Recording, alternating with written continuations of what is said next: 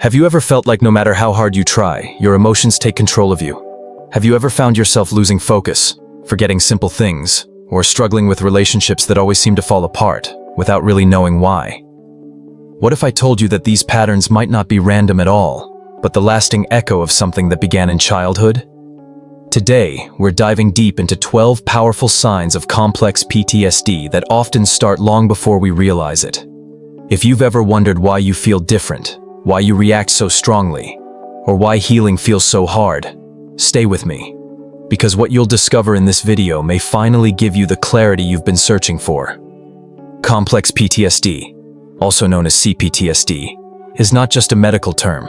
It's a lived reality for millions of people. Unlike single-event PTSD, which might come from one specific traumatic incident, CPTSD usually develops when someone has been exposed to ongoing stress and neglect over a long period of time, especially during childhood. It can grow quietly inside a child who lives with violence at home, who feels invisible because of emotional neglect, or who loses a parent to addiction, mental illness, or abandonment. And here's the hardest part.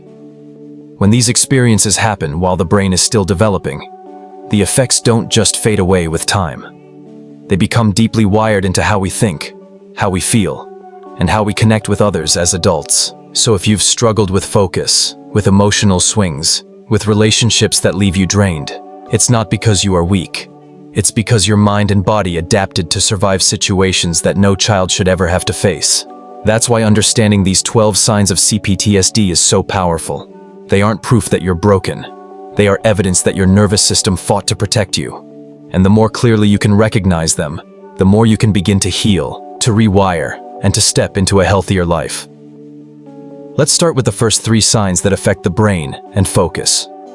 The first sign is trouble with attention, memory, and focus. If you often find yourself zoning out, forgetting simple things, or struggling to stay present in conversations, it may not just be distraction. It can be the imprint of trauma. Many children who grow up in chaotic or unsafe homes develop these difficulties early on. In adulthood, they show up at work, in relationships, and even in everyday tasks, leaving you feeling guilty or ashamed for something that was never your fault. Your brain wasn't lazy, it was protecting you. The second sign is blanking out or going numb when faced with decisions or stress. Imagine sitting down to handle something important and suddenly feeling your mind go empty, like a blank screen. This is a form of nervous system dysregulation. As children, shutting down was a survival strategy, a way to avoid processing pain that was too overwhelming. As adults, that same reflex can hijack us right when we need clarity the most. The third sign is emotional dysregulation, feeling like your emotions swing too far, too fast, and often at the wrong time. Maybe a small criticism sparks intense anger, or minor rejection feels like devastation. This happens because the emotional center of the brain becomes overactivated while the reasoning side is suppressed. The result? Emotions take the driver's seat, while logic gets pushed aside. If you've ever wondered why you overreact and then feel guilty afterward, this is not weakness. It is a common response for survivors of childhood trauma. Now let's move on to the next 3 signs, which often appear in relationships and trust. The fourth sign of CPTSD shows up in the way we handle conflict. Do you ever notice small disagreements turning into major arguments, or feel like tension with family, coworkers, or partners escalates faster than it should? This isn't because you want drama. It's because early trauma can wire your system to overreact to stress. When you didn't have safe role models, every conflict feels threatening.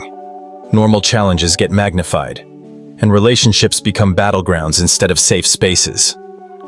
The fifth sign is feeling vulnerable around people, even in ordinary situations.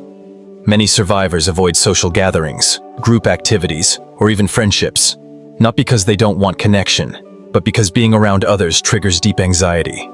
You may feel exposed, judged, or constantly on edge, and even when people are kind, you might still hold them at arm's length, as if some invisible barrier is keeping you from letting them in.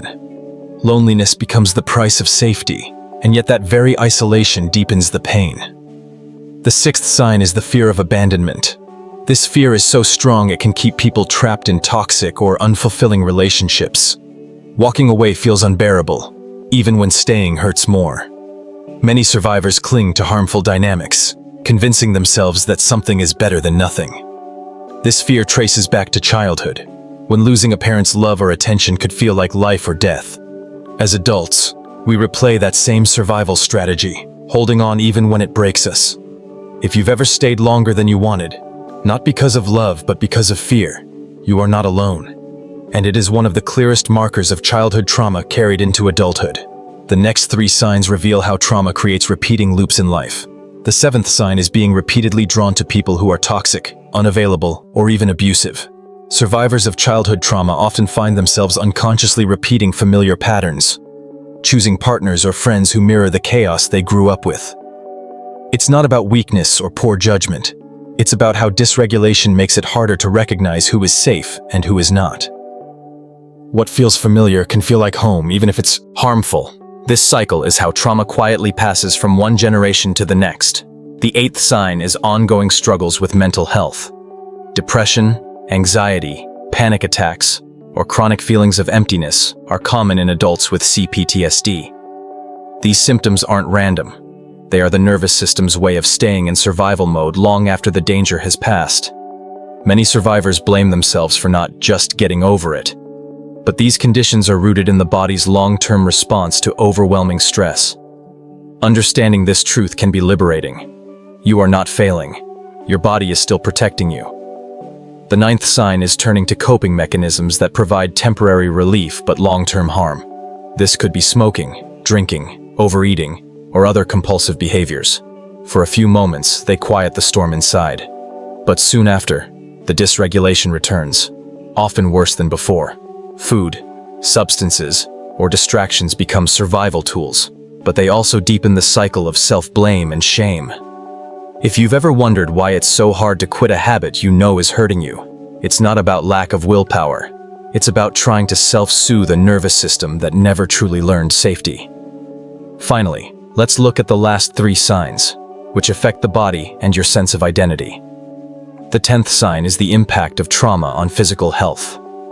People with CPTSD often face mysterious health problems: migraines, autoimmune disorders, chronic pain, or even heart disease that doctors struggle to fully explain. Childhood trauma can alter hormones, stress responses, and even the immune system. What began as emotional wounds can ripple through the body for decades, showing how closely our mind and body are connected. The 11th sign is difficulty with weight or eating patterns. For some survivors, food becomes comfort, a way to calm the nervous system. For others, it's a battleground of guilt, craving, and loss of control. This struggle is not simply about diet or willpower. It's the body's attempt to regulate stress hormones and emotions that were never safely processed. That's why patterns of overeating, binging, or food obsession are so common among trauma survivors. The 12th sign is the haunting sense of being different from everyone else. Survivors often feel like outsiders, disconnected from groups, even from people who love them. It can feel as though a wall of glass separates you from the rest of the world. You can see others, but not fully join them. This alienation is not proof that you don't belong. It's the lasting imprint of childhood experiences that made you feel unsafe or unworthy. Many people with CPTSD share this feeling, and recognizing it as part of the pattern can be the first step toward reclaiming connection and belonging. So what can you do if you recognize these signs?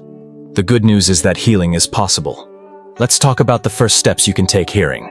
These 12 signs can feel heavy, almost like staring at a mirror that reflects every hidden struggle. But the truth is, recognizing these signs is not the end of your story. It's the beginning of healing. CPTSD may not have a quick medical cure, but recovery is absolutely possible. The brain and nervous system are not fixed. They can be rewired, retrained, and restored. The first step is awareness. By identifying the patterns, whether it's emotional swings, unhealthy relationships, or coping habits, you begin to loosen their grip. When you can name the cycle, you can start to change it. Self-awareness turns unconscious reactions into conscious choices. The second step is learning to regulate your nervous system. Simple practices like deep breathing, mindfulness, journaling, or even grounding exercises can bring your body out of fight or flight mode and back into balance. These aren't quick fixes, but they build resilience over time.